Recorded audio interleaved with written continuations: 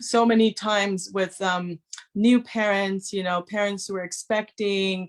I had moms and dads, young millennials, they were thinking about getting pregnant. Some were just, pregnant first trimester in my office and wanting to learn this content and, wanting to become masters before they had their firstborn. And it was so heartwarming. I was so grateful. I remember, sometimes after a long day of work, just sitting in my chair and just like feeling so much gratitude and just tears of joy. Yeah, it's so beautiful. I'm so excited for this next generation. I know, me too. So I'm so excited that like 60 parents really, they're open. Like you don't feel, I went in with like so much, curiosity. I'm like, what's gonna happen? But they're so open. They're enjoying it. I'm getting a lot of good feedback. It's really amazing. I'm very, very, very grateful as well. So I think we're live. We're gonna start officially. Hello, everyone. This is Dr. Arayeh, your rapid transformational coach in personal development, conscious parenting, and relationships. And I have only one mission, and that is to empower you to live your authentic self and your full potential with ease, grace, and joy. And today I have Dr. Nelly from LA. Hi, welcome. So this time I'm going to read her bio officially because she's such a celebrity, right? You are. Dr. Nelly Farnoody-Zahiri is the Executive Director of Global Education Institute. She's an author, keynote speaker, and a licensed clinical psychologist who specializes in working with cross-cultural families. She's the author and founder of the International Center for Peace Learning and the producer and host of the family show Mom Talk LA TV online and at Andy Shed TV. Hi, Dr. Nelly. Thank you so much for accepting my invitation. I'm so honored and blessed to have you here. Such a wonderful, I remember it was 2-3 years ago that I was a guest in your show, probably I think 3 times, and now you're here. I'm so excited. I'm so blessed that I have this platform to have you here, and hopefully your mom too. I'm so happy to be here, Dr. Arayeh. It's a pleasure and heartwarming, and I'm just full of joy just seeing you and being able to have this conversation with you and your followers. Thank you so much. I want you to introduce yourself. Now, I know I read the official bio, but I want you to talk about yourself. Tell us a little bit about your background, how you came to be a psychologist, how you came to be a peaceful parent, kind of activist. Tell us a little bit why, what triggered you, what caused this movement? Well, if I were to break it down to a few, I guess, shared experiences or, framing my narrative, I would say being bicultural and, I was born in Kansas, lived in the US for the first 6 years of my life, was raised as an American, was raised at a developmental preschool who was teaching me SEL, social emotional learning, interacting with children and the environment and all positive experiences. And then imagine sort of going from La Jolla, San Diego, on a plane to Ahvaz, Iran. In Iran. So just imagine, just close your eyes for a moment. Imagine a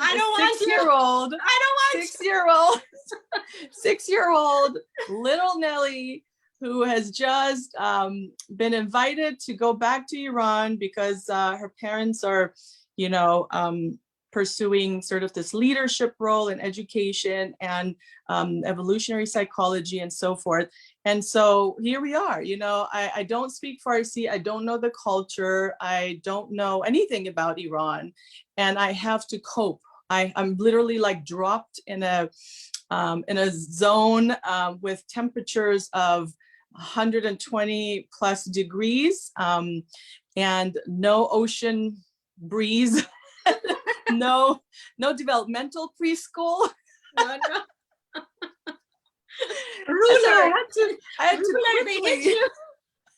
I had to quickly like figure things out, and I had to, figure out cultural adaptation and making sense of a culture that was so different from what I was used to.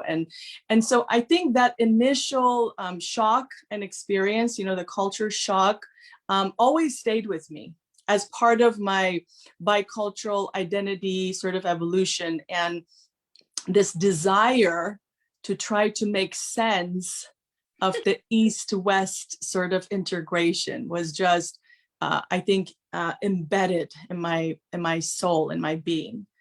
And imagine, a couple years fast forward, the Iranian Revolution hits, and so now I'm in the midst of trauma. Then the Iran-Iraq war hit, so I'm now in the midst of war.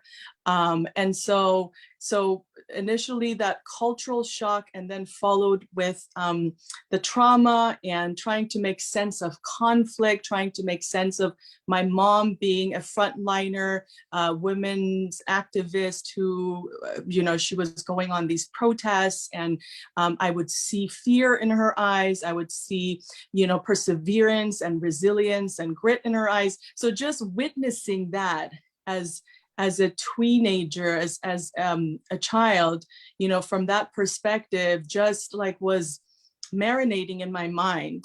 And so when it came to like finding my calling or tapping into that energy, why am I here? Who am I? Who am I? That question that we all ask, and we're constantly pursuing it, wanting to find our path. Like, who am I?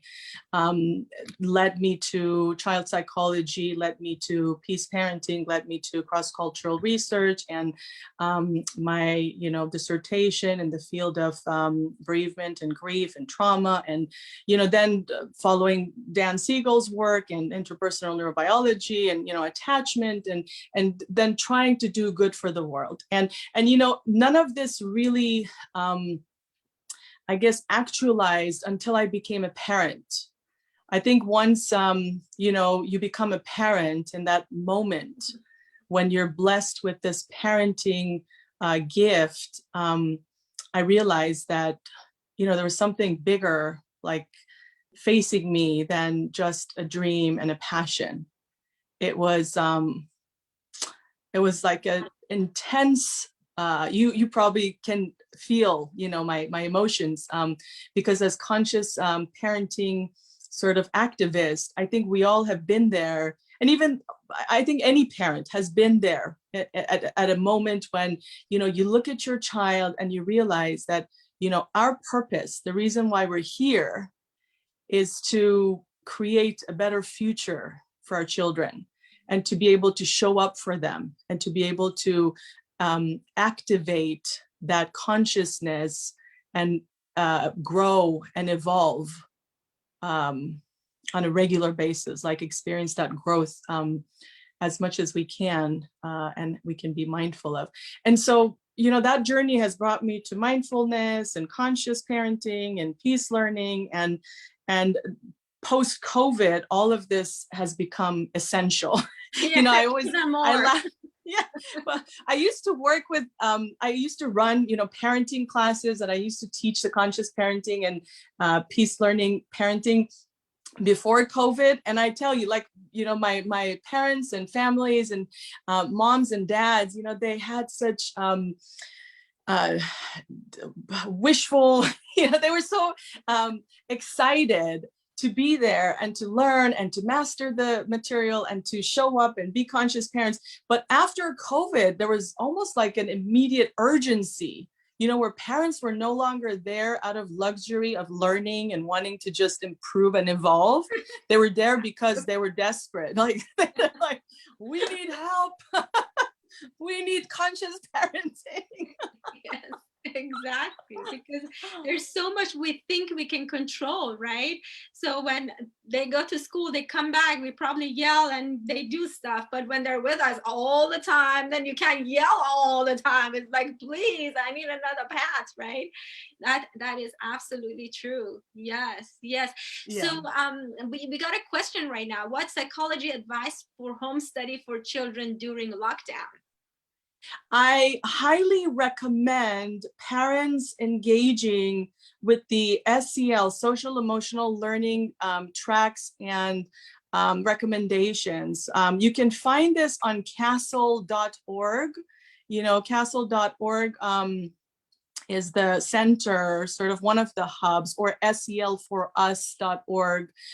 These are hubs where they're putting and sort of having free information available for parents to integrate, but just to give you some practical tips so that you can practice. Because I know, you know, as parents, we're so busy and it's always hard to commit to, you know, carving out some time to educate ourselves and trying to, you know, stay connected with some of these educational platforms. So I'll give you some practical tips.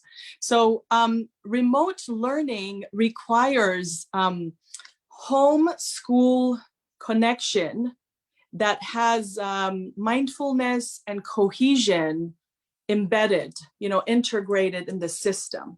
So it's got to be systemic. Starting and opening your day with remote learning with a ritual. And schools, good schools who are implementing SEL do this. So you might always, you know, drop in or just check in with your student and see if their school is doing this. And if they're not, you can always have advocacy or advocate for your school to connect with Castle and SEL and really promote it. But having an opening ritual where you mindfully start your day, and having a closing ritual where you're mindful in closing the day. I think opening and closing are very, very important practices that we all can benefit from. Why is that? Because as far as, you know, regulation of affect and how, you know, the mind is wired, when you open mindfully, you're connecting and experiencing sort of that heart, mind, body, you know, metacognition, all that coming together, where you perhaps, you know, put your hand on your heart, take some breaths, connect to your mind. I like using, you know, the meditation bowls. You know, you can have one of these and start your day with lighting some candles. You know, our morning ritual is lighting candles, talking about our intentions of the day. So you start with a frame where you and your children, your students, are engaged and aware. They're practicing self-awareness, social awareness, and they're able to integrate a beginning, an opening. I love that. This was such a beautiful tip. I love it. And I'm going to integrate it because we don't have that. And guess what? That's what I always talk about. It's because I think the world is about intention. When we don't have intention, then someone else's intention will take over. And I always suggest to my clients, so I think in law of attraction terminology, it's called segment intention or segment intending. So for each segment, okay, you're eating food, just have a little bit of like 2-3 seconds, put your hands on your heart, say, let this food be my nourishment or something like that, have that intention. But I never actually told my kids to do this before school. I love that. So I'm going to actually, it will be a great time actually to connect to the kid, to our children when they're starting to go on the remote. So it's a connection between us and them within themselves, us within. So it's kind of a beautiful, I love that. I hope that yes, great answer. We got feedback as well. Thank you. Love so that's the first thing, like, you know, the opening, closing. I have a few other tips. Do you want me to continue? Sure, or do you want? Of course. Okay. And let me tell you this. They say following you in Mali, in West Africa. Yay! Yay. Oh my gosh, that makes me so happy. Thank you. I love that. I love that we can connect this way. And thank you for being here. Thank you for showing up for your kids. Thank you for being a conscious parent. Thank you for sharing your mind and your soul and heart with us here. Thank you. Beautiful. Thank you. Okay.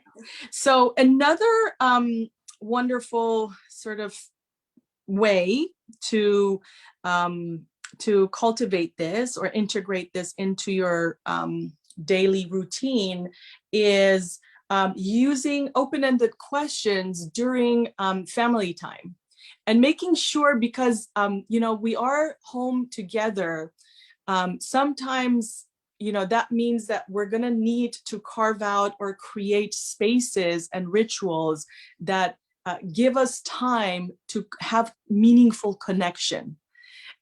Sometimes being home together might bring a little more chaos, might bring a little more busyness. We're now into each other's space more, you know, and so we might have to get intentional. This goes back to, sometimes parents will ask me and say, you know, we have to work from home as parents.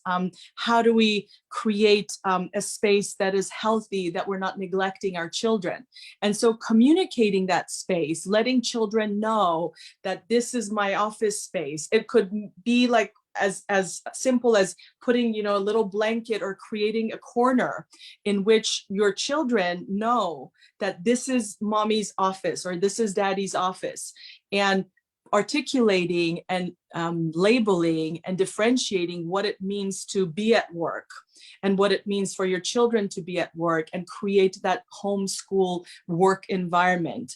And maybe come up with some ways in which you can connect. You know, sometimes kids like to text. So you can say, I will be available via texting if you need me. This is one way you can communicate. You know, if you need something, especially with the little ones, making sure that they have a way to connect and communicate, or write like little post-it notes, and make sure that you're aware of their needs and how you can show up for them for their needs. But definitely setting those times at least once a day during a meal time where you're looking at each other, you're putting the devices away, you're asking questions that are open-ended, and giving opportunities to children to share their minds and their love maps, you know, what's going on in their lives. And you have to be aware that different developmental stages require different needs. Like, you know, for you to have the awareness, the social awareness to guide your child into the direction of them wanting to share. Because sometimes teenagers, you know, they want a little more privacy, so maybe they're less likely to share. But if you can find ways to tap into what's important to them, almost opens up a door of communication where they do want to share, because they know some needs is going to be met. You know, creating opportunities for them to connect with their friends, creating opportunities for them to get what they want and renegotiate some boundaries, and giving them privacy and space to grow. I'm a parent of 2 teenagers, and so I have to share, you know, I did go through a transitional phase when, you know, as a conscious parent, you try to create that beautiful space where your child and their consciousness has room to grow, and that you're not projecting, right? You're allowing that beautiful freedom for them to blossom and share, and teach us as parents, and to be present in the relationship. Now, sometimes, you know, teenagers, because of hormonal changes, because of just becoming sort of in their mind more free, you know, they want more space. And sometimes as parents, we're not ready for that. And so we have to talk ourselves into trusting them more. Like, and then sometimes your spouse is not on the same page, you know, then your job becomes to advocate for your teenager, to talk your spouse into, you know, we got to be on the same page. We got to give our teenagers space, respect their brainstorm experience, you know, get into that space where they are making mistakes and learning from their mistakes and enjoying their mistakes as gifts. And yeah, so it becomes meaningful. Yeah, love that. So one of the little tips that I like to give, especially to parents who have younger kids, when they're, and it's so important, as you mentioned, it's important for them to understand that they are oh, they are capable of working independently, and this is mom's space or dad's space. One of the things that I've seen somewhere, I love it, absolutely love it, is when, especially when they're little, and they, if in the middle of their times, because I usually suggest like intervals, like half an hour independent, 5 minutes depend, you know, together, connectionness, and a half. And I love this interval, especially when they're little. But while in that independent time, they need to reach out. So you teach them in family meetings. So they come without talking, they put their hands on your shoulder. And then you're, for example, you're doing something, you're in the meeting, you put your hand on their shoulder without saying anything. Usually 50% of the time, the child will leave because it gets its connection. They're craving attention, right? So we come, I say, I see you, I hear you. So that's it, you don't even have to look. You're doing your thing, you just put your hand on their hands, which is on your shoulder. And that connection time will sometimes like will take care of the problem, because they're just, mommy, you know, they're craving attention, and they'll leave. And you teach them, you wait, and when mommy is done, then we can talk. And then, for example, you finish with your meeting and say, what, honey, is there an emergency or something, whatever, you know, the rule is. But I love that. Also, I wanted to mention that like being open with teenagers, and I got one teenager too. So, and you see that it's so crucial for us parents to understand, as you said, that their brain is changing, right? They're not, you know, it's just like the terrible twos kind of thing. It's just like completely changing, and we have to be more open. They like to go to their peers more, and yes. So we have to understand their brain. You mentioned Brainstorm, right? That's by Dr. Dan Siegel. I love that book. That's also written for teenagers as well as parents. I recommend that book. But I found that the best time for both of my kids, one of them is 11, I have a boy and a girl, the best time for them to open up is at night when it's dark. And I just go to their bed. It doesn't matter. I tell everyone, I say, I don't care if they're 18. If they're under my roof, I'm going to slip into their bed for 5 minutes, and I'm going to scratch their back and, you know, whisper into their ears. And that's the time they open up, because, you know, the lights are out, the ego is down, and they open up. So it's important. It's just, especially at this day and age, I know they want to talk about COVID, but I also want you to talk about technology, especially the age of technology, when they're really, you know, they're so into social, you know, social networks, or, you know, gaming and stuff. It's so important that we keep our connection with them. And these are the tools that we have to, no matter what happens on the outside, because this technology is a dilemma, right? But still, we are stronger than it. And the way that we are stronger and we can be more effective is by the connections that we have with our teenagers, and not coming against them. So now I know that there are much more things that we can talk about, but can you touch on technology a little bit, especially for parents? Because I don't know if you've seen my shows before, but I've had experts talking about this, like really experts, like Bark founders. I don't know if you know about Bark. It's a platform. Yeah. But what is your best tip about this, like especially for teenagers when they're so much into their phones? And, you know, do you have any rules in your house? I know that it's not one size fit all, but what do you recommend? Okay, so I recommend for parents to definitely partner up with Common Sense Media, commonsensemedia.org, and become an educator.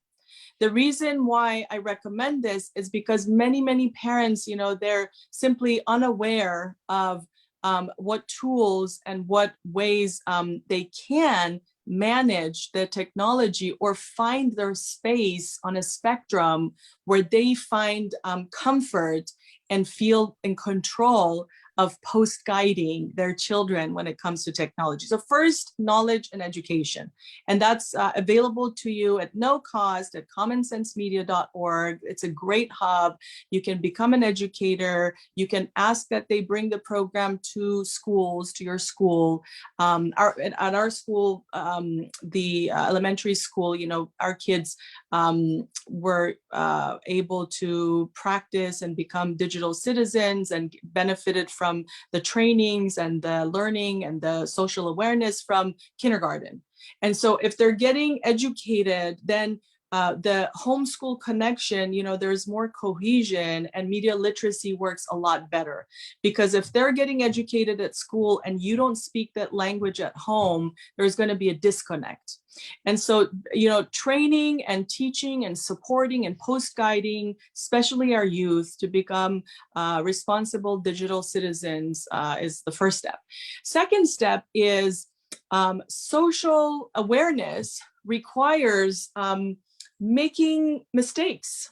So I think as parents, and you have to find yourself, just like with alcohol, I've spoken to many families of teenagers when it comes to alcohol and, like pot, smoking and all that. And parents usually find themselves on a continuum, right? Some are moderate, in the middle, somewhat okay with it, but not for the kids. Some parents promote it. I've had some parents who say, no, we don't mind for our underage teenager to try, for example, a little bit of wine or a little bit of beer. I've had those parents. And then some who are very, very strict and say, absolutely not, no. And so when it comes to media and technology, I think parents are having a similar experience. You have to find your space, who do you relate? Like I'm more in the middle, balanced. And so I'm curious about it. I'm always trying to educate and learn and have parallel learning experience with my teenagers. I have a teenager who has zero interest in social media. And then I have another teenager who's very interested in social media. And so what I can say is, every teenager is going to connect with technology very differently. So knowing your teenager and knowing what it means for them to connect with these hubs. For some teenagers, it's social currency. So if you have kids who are a little more like socially connected, they're tapping into spaces where they're experiencing, they're exploring. So for those teenagers, you want to educate them and help them, be safe and secure. And sometimes the safety and security comes with, making mistakes and learning along the way and hoping that, they can recover from those mistakes, and just the media literacy of having conversations with them. Now, and then as parents or co-parenting, you might have different opinions, like our house, we do share, my husband is a little more conservative, and so he has different views. So then we have to co-parent in a way that it makes sense for kids to say, okay, what's our comfort zone? And then my husband will educate the kids his way. And I create and respect and honor his space, because that's where he's coming from, his perspective.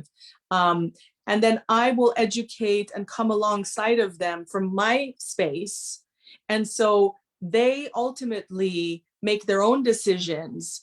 And then once, when they do make mistakes, which, they're likely to make plenty of mistakes, especially with the explosion of, technology and how they're headed, then we sit down and we talk about it, and we try to make sense about it and make it a gift, that they just learned something valuable. And then we hold them responsible to teach and educate and help their peers. So there is that social responsibility piece. Now you go and talk to your friends, your 10 friends who are doing the same thing. So I have more of a media literacy perspective, a more balanced view. I find myself sort of very curious and wanting to learn, and I listen a lot to teenagers who are, engaging and doing stuff, and then try to create new ways for them to shift, from a way that is maladaptive to a way that is actually productive and socially responsible and bringing good, positive change. I love that.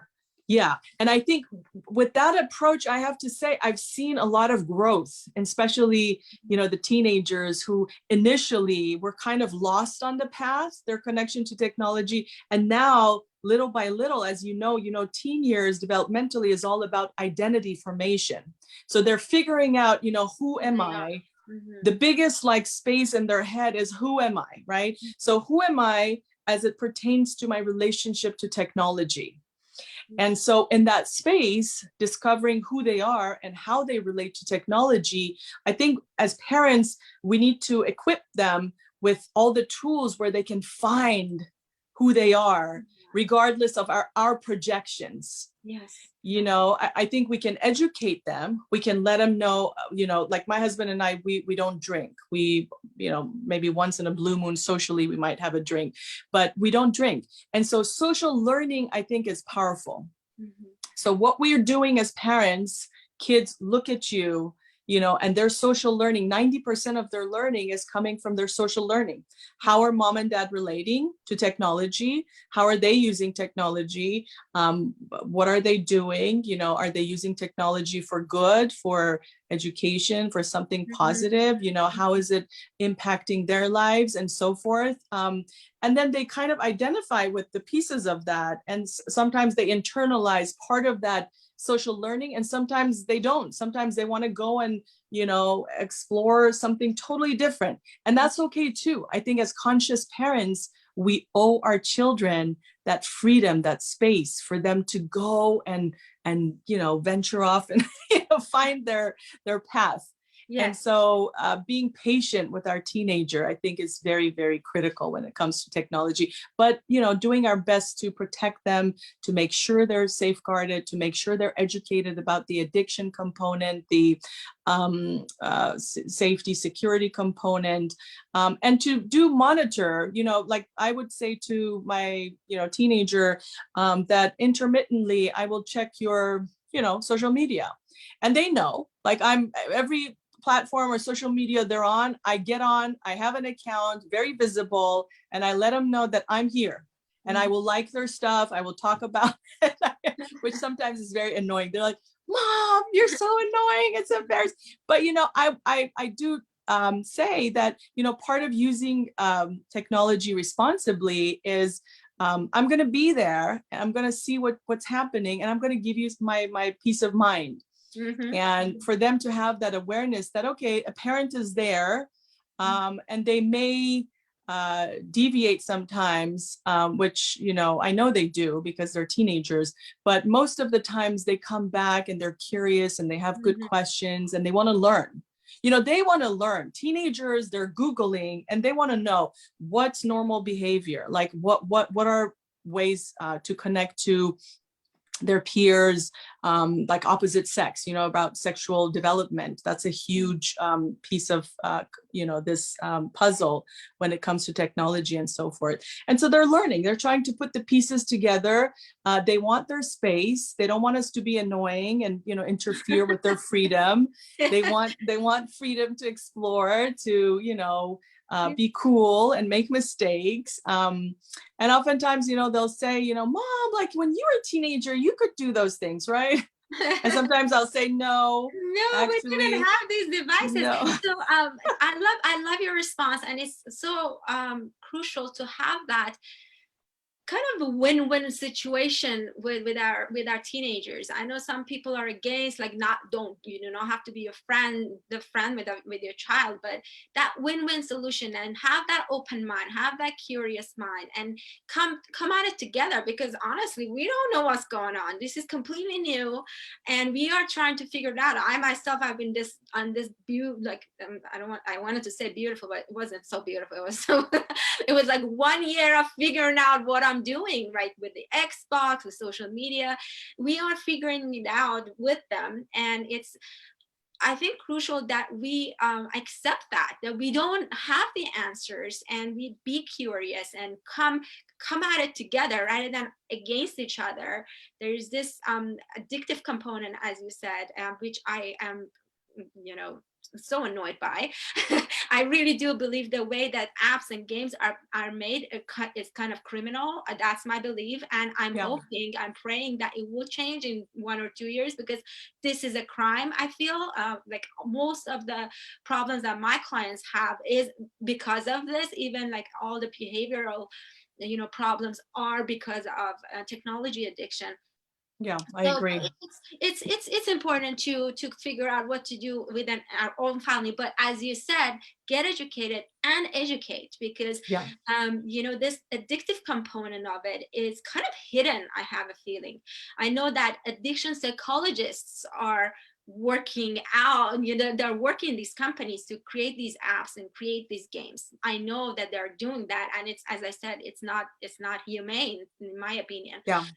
So what do you do about that in your household? Do you have any addictive behavior going on with either games or social media? So, we're open about, like you said, that openness, open hearts, open mind, and having a balanced perspective is really important. What I've said always to them, especially the teenagers, is listen, as long as you have a balanced life, and they know about having a balanced sort of healthy mind platter. So there's a lot of education, a lot of repetition, a lot of reminding them to have playtime. And playtime is no screen time. Playtime is just joyful silliness or sports or something where you experience joy and happiness and playfulness. And it doesn't involve any screen. And so, like for my daughter, she plays volleyball 3-4 times a week. And she loves playing volleyball when she's, by herself. And so in her day, several hours, she's just playing a sport that she loves. So that's playfulness. Then there's connecting time. One thing I was going to suggest is, if you have an opportunity to drive your teenagers to and from like an activity, it's the best thing that could happen to you. Yeah. Because as you mentioned, bedtime is usually a very beautiful time to connect, but also those rides are some of the most beautiful conversations have come out of those rides, when you're like side by side in a peaceful, calm, quiet environment, and it's just the two of you, and you get to connect. And the longer the drive, the better. Like I am now such a huge advocate. I have to drive my daughter to her volleyball practice 3 times a week, and each way is an hour, or 45 minutes, hour drive. And so it's been the best gift. The best time of my life, I have to say. And so finding those opportunities, that's an opportunity to persevere, to open up, to have an open heart, to have those meaningful conversations.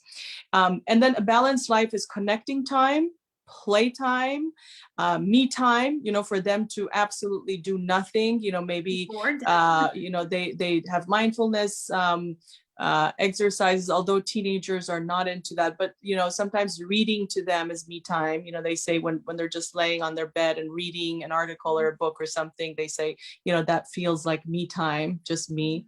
And then having time where they're exercising, where they're eating healthy, where they're sleeping good, so as long as they know what's on a healthy mind platter, and you can create your own mind platter. But Dan Siegel from evidence-based research has identified these wonderful tips for having a healthy mind platter in his book, The Power of Showing Up. And so I'm a huge fan of Dr. Dan Siegel and his work. Yeah, he's wonderful. He's very much all about the science and the interpersonal neurobiology, the basis that is based on evidence and research. And so, identify what that healthy mind platter looks like, feels like, and how you can implement it on a daily basis. You can create reminders around the house or have rituals in which you're supporting that balanced mind platter. Love it. Yeah, and I think if you have a balanced life, and then you find time to play video games, especially now because of COVID, my son plays on the Xbox, or there are a couple of games where he gets to connect and talk to his friends. Yeah. And I've been totally supportive of it, even though sometimes it's too much. And I come and say, have you got up to stretch and like breathe and take a walk? Like, so what's too much? I'm curious. What's too much in your household? So I would say anything beyond 50 minutes, just like learning at school. I think for every 50 minutes, you need to disconnect. You need to get up, move around, go get some water, go get go for a walk, get some fresh air, take a break. And if you want to come back to it, I'm okay for another 50 minutes, because like I said, sometimes they're missing their friends and they have these tournaments and they're like, Mom, like I have to. So I'm supportive of it, because if, like I said, if they have a healthy balance, then that's fine. Love it. I'm not, yeah. Love it. So Rana says, how long should be the playtime? I think she means the play, like the real, no screen. Yeah. How long? It depends on the child.